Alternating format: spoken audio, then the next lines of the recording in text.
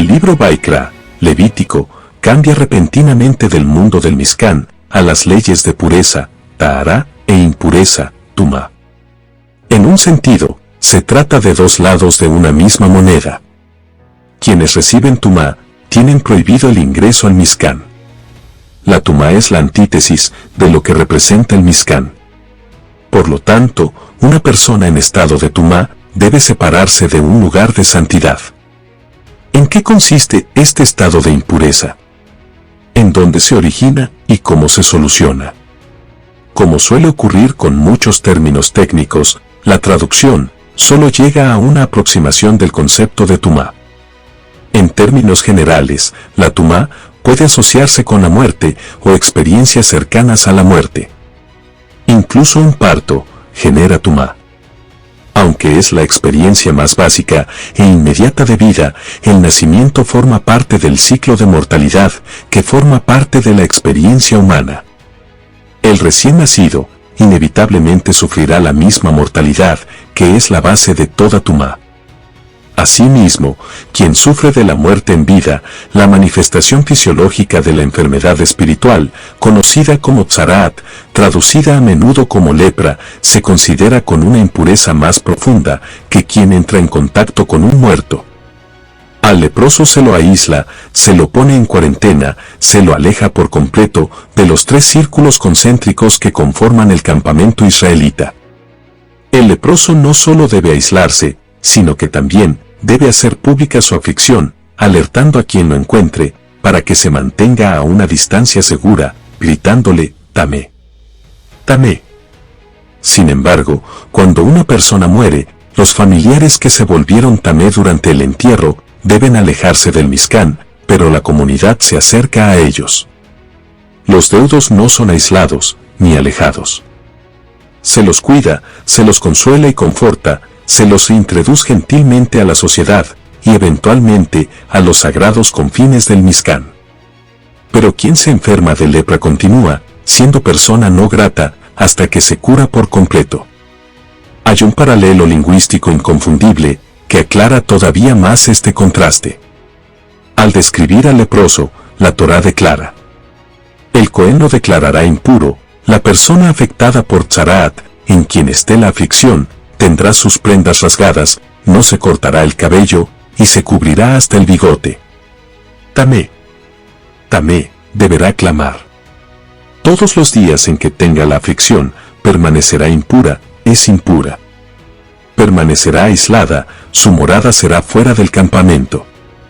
Levítico 13 versículos 44 al 46.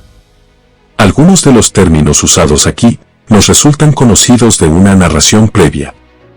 Los hijos de Aarón, Nadab y Abiú, murieron repentinamente dentro del Mishkan y Moché le instruyó a la familia no guardar duelo. Moché les dijo a Aarón y a sus hijos, Elazar e Itamar: no dejen de cortarse el cabello ni desgarren sus ropas para que no mueran, y él no se enfurezca contra toda la asamblea. Y sus hermanos, toda la casa de Israel, llorarán por el incendio que encendió Dios. Levítico 10 versículo 5. En este caso ocurrió lo opuesto a la situación del leproso. Al leproso se lo expulsa por completo del Mishkan y de la sociedad, mientras que al Cohen Gadol y a sus hijos se les ordenó no salir del Mishkan. El leproso debe consolarse a sí mismo como un deudo, dejando que crezca su cabello y rasgando sus ropas, pero a la familia de Aarón se le prohibió mostrar cualquiera de estos símbolos externos de duelo. Un breve comentario del Talmud puede aclarar la relación entre estos versículos. Dijimos que el leproso debe gritar y declarar su condición de tamé, impureza espiritual. El entendimiento simple de este comportamiento es pragmático. El leproso sufre una enfermedad grave sumamente contagiosa, en especial, de acuerdo con la opinión talmúdica, que conecta la lepra con la maledicencia. Queda claro que esta persona debe ser separada de la sociedad.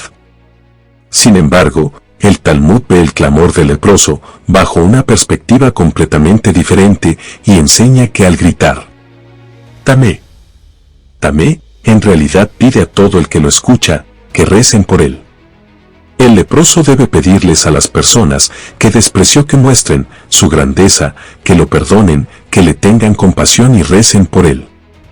El pedido del leproso a su comunidad sirve para enseñarle a valorar a las personas a las que calumnió, a quienes menospreció y les faltó el respeto. Esto contrasta con las instrucciones que Moshe dio a Aarón y a sus hijos en su momento de duelo. Ellos no podían alejarse de la tarea que se les había confiado, la posición de Cohen. Aarón tenía tanto la responsabilidad como el poder para rezar por toda la nación, no podía darse el lujo de tomarse un tiempo, ni siquiera para lamentar su pérdida personal.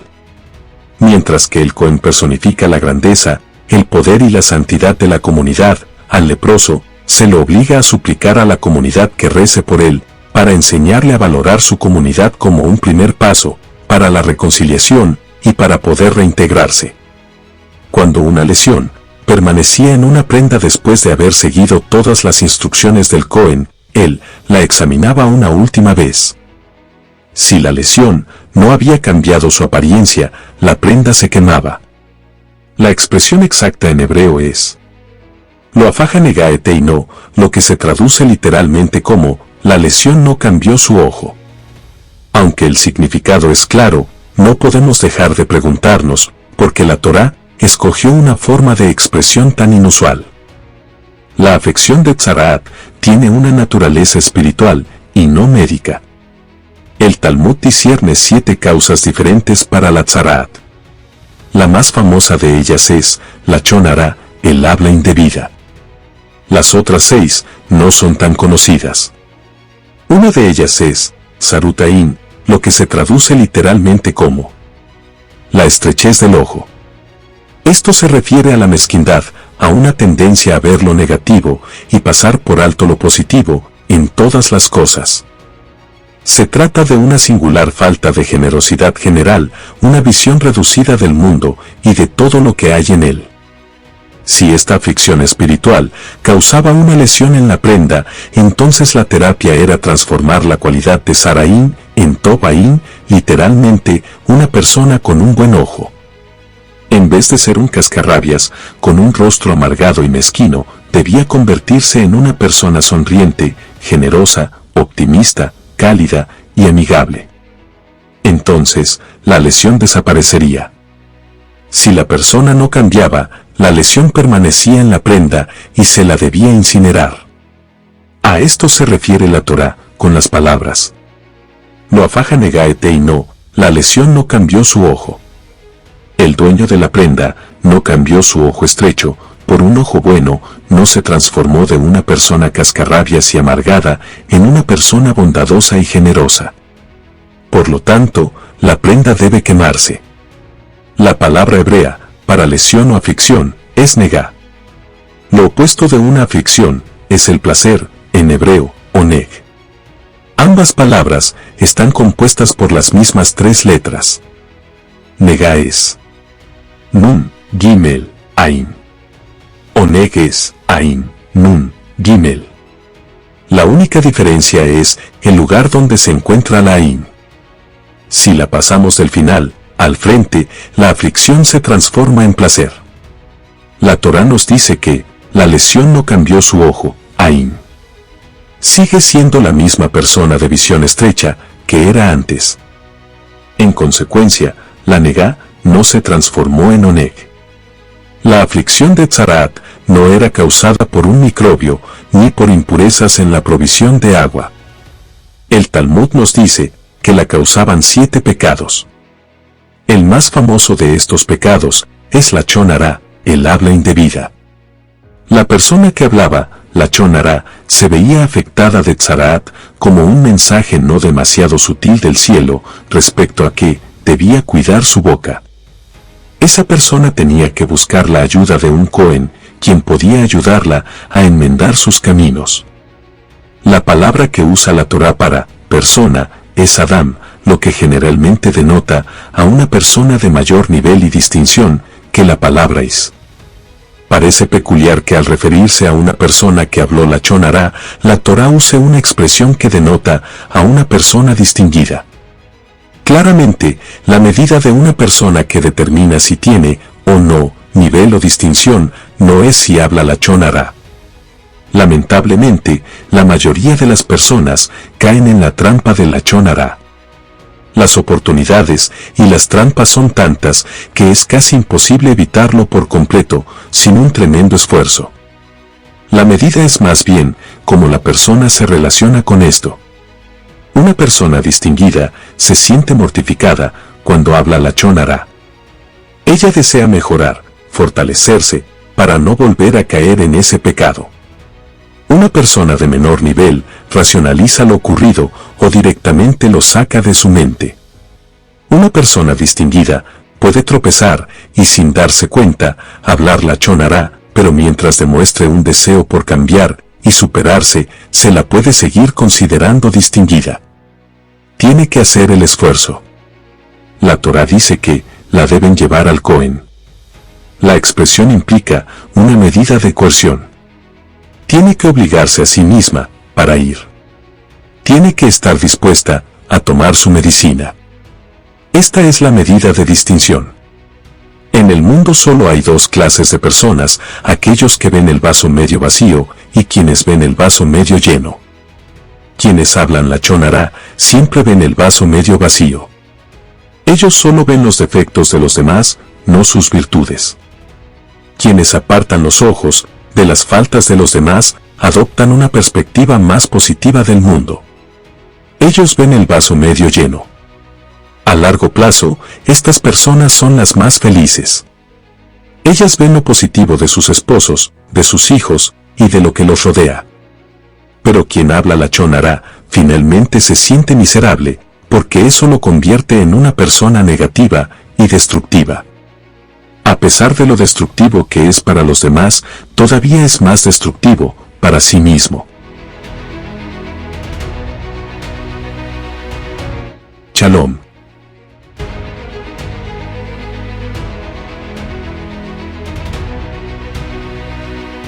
Siempre es interesante observar cómo dos personas pueden ver exactamente lo mismo, de dos formas completamente diferentes. Por ejemplo, el Estado de Israel tiene diferentes significados religiosos para diferentes grupos de judíos. Algunos, como el grupo Neturei Karta, se oponen al establecimiento y a la existencia del Estado de Israel y creen que el Estado evita y pospone la redención final del Mashiach. Por otro lado, los sionistas religiosos creen que el Estado de Israel es un milagroso regalo de Dios, que es el comienzo del proceso de redención y constituye el cumplimiento de las profecías bíblicas. Lo interesante es que estas perspectivas completamente opuestas se basan en los mismos hechos históricos y se presentan a través de los mismos textos religiosos. De forma similar, si dos personas observan un objeto, uno desde el frente y otro desde atrás, pueden llegar a tener dos perspectivas diversas respecto a cómo se ve, a pesar de observar el mismo objeto. Y por supuesto, al interpretar el significado de un objeto o de un evento en particular, también entran en juego los preconceptos y las experiencias previas de cada individuo. El Talmud describe dos clases diferentes de huéspedes, uno bueno y uno malo. ¿Qué dice un buen huésped? ¿Cuánto trabajo se tomó el anfitrión para recibirme? ¿Cuánta carne y vino? ¿Cuánto pan me sirvió? Todo el esfuerzo que realizó fue solo para mí. ¿Pero qué dice un mal huésped? ¿En qué tuvo que esforzarse el anfitrión? Yo solo comí un pedazo de pan y bebí una copa de vino. Todo el esfuerzo que hizo fue solo para su esposa y sus hijos. Dos huéspedes del mismo anfitrión pueden elegir ver la misma experiencia, desde dos perspectivas completamente diferentes. Sus opciones, de acuerdo con el Talmud, no reflejan al anfitrión, sino que más bien definen al huésped. La Torá alude a este fenómeno al describir los efectos del Atzarat, comúnmente traducido como lepra, una manifestación física de una enfermedad espiritual. En contraste, con una afección regular de la piel, que se presenta en el exterior del cuerpo, al describir esta condición, está escrito que está en la persona. Levítico 13 versículo 9. El Talmud menciona 7 causas diferentes para esta enfermedad. La más conocida de ellas es la calumnia, y el habla indebida o lachón hará. Pero otra causa que menciona el Talmud es, Tzarut Ain, una visión estrecha. Ver lo negativo, en una situación determinada o en una persona. Al describir la tzaraat, la Torá usa repetidamente el término negá, que significa afección. Interesantemente, el término negá es un anagrama de la palabra, que con las mismas letras, tiene un significado completamente opuesto. Oneg, que significa placer. Un antiguo libro afirma que no hay un bien mayor que el oneg, y no hay un mal más bajo, que negá. Ambas palabras contienen las letras nun y gimel, una al lado de la otra. La única diferencia es la ubicación de la letra ain. Además de ser una letra, la palabra ain significa ojo. Podemos extrapolar un significado más profundo dentro de estas palabras hebreas. Dependiendo de dónde se coloque ain, el ojo puede transformar a las otras dos letras de significar una aflicción a significar placer. En la vida, nuestra experiencia de cualquier situación puede alterarse por completo por los lentes singulares a través de los cuales la percibamos. Cuando miramos a través de lentes negativos, veremos una negá, una aflicción dolorosa. Pero si acomodamos nuestro ojo para ver la parte más brillante, la misma situación puede sufrir una transformación positiva. En la conclusión de su descripción de la aflicción de tzaraat, la Torá declara que la forma final en la que el sacerdote evaluará si una afección es, o no, considerada tzaraat, es revisar si la negá ha transformado su ain, ojo.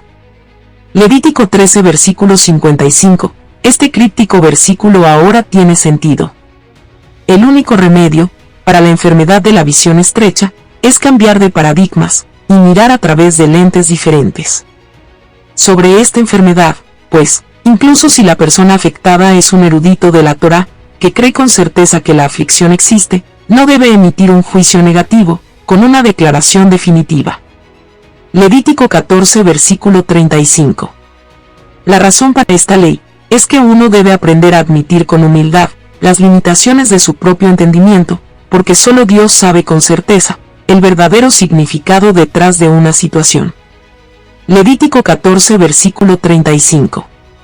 Al calificar algo como destructivo o negativo, aseguramos que eso ocurra. Esto transmite la fuerza de la actitud del individuo en la transformación de una situación. Si en la vida buscamos lo malo, siempre lo encontraremos. Declarar que una situación está condenada puede generar una profecía que se cumple a sí misma. Sin embargo, si nos esforzamos lo suficiente para ver el mundo a través de lentes positivos, metafóricamente posicionando el ojo, la letra ain, de forma adecuada, entonces incluso algo supuestamente malo puede resultar ser bueno. Viktor Frankl fue un famoso psiquiatra judío, un sobreviviente del Holocausto. En su libro de 1946, El hombre en busca de sentido, él registró sus experiencias en Auschwitz y las bases de su método psicoterapéutico, la logoterapia, que él considera que fue lo que lo ayudó a superar las traumáticas y espantosas experiencias del Holocausto. 3 de sus mensajes esenciales son: 1. Todos tenemos libre albedrío para elegir nuestra respuesta mental, incluso en medio del sufrimiento. 2. Nuestra misión en la vida debe ser buscar significado y no solo obtener placer o evitar el dolor. Y 3. Obtenemos significado al vivir una vida enfocada en valores e ideales. Al describir la sabiduría, la estructura interna y la profundidad del alfabeto hebreo, se resalta la conexión entre la palabra negá, nun, gimel, ain, que significa aflicción, y la palabra oneg, ain, nun, gimel, que significa placer. No hay un bien mayor que el oneg, y no hay un mal peor que negá. La palabra negá aparece a menudo en las parashiot, Tazria y Metzorá, para describir la enfermedad de tzaraat. Construyendo a partir del Sefer Yetzirá, varios comentaristas reflexionan sobre la relación de la negá, de la tzaraat, y el concepto inverso de oneg, placer. Por ejemplo, la única diferencia entre oneg y negá es el lugar que ocupa dentro de la palabra, la letra ain. En oneg, la ain está al comienzo de la palabra, y en negá, está al final. Al explicar las leyes relativas al atzarat de la ropa, el versículo dice que si después de lavarla, la aflicción no ha cambiado su apariencia, anegalo a faj no, es impura. Levítico 12 versículo 55. La expresión no, traducido como su apariencia, puede leerse también como su ain, en referencia a la letra ain, con un nivel adicional de significado. Su ojo o su visión. La diferencia entre negá y oneg es un asunto de ain o de perspectiva. Pero aclaremos algo. Oneg, en este contexto, no se refiere al placer físico, ni necesariamente se refiere a ignorar de forma surrealista y desconectada el dolor. Oneg es un placer espiritual, algo que no niega por completo el dolor, pero lo alivia al infundirle significado.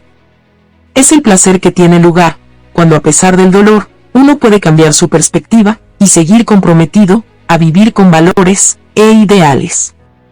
Quizás es por esto, la impureza del Metzorá duraba 7 días, porque eso aseguraba que experimentara el Shabbat como parte del proceso. El placer y el significado que encontramos en el Shabbat son reparadores. La palabra tzaraat, tzadí, reís, ain, tav, tiene las mismas letras que la palabra tzeret, ain, tzadí, reís, tav, que es una referencia a la festividad de Shavuot. Shavuot representa la aceptación, el estudio de la Torá, y provee el antídoto para el dolor y el sufrimiento, por tzaraat.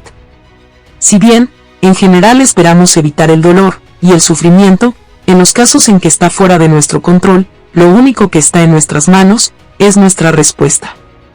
Si bien es un desafío enorme, podemos trabajar para cambiar nuestra perspectiva e investir nuestra vida con valor y significado, a pesar del dolor. Al infundir nuestras vidas con el significado que surge de un estilo de vida de Torá, podemos esperar cambiar cualquier negá que podamos experimentar en un oneg. La Parashá Metzorá describe el proceso de purificación para una persona afectada por tzaraat.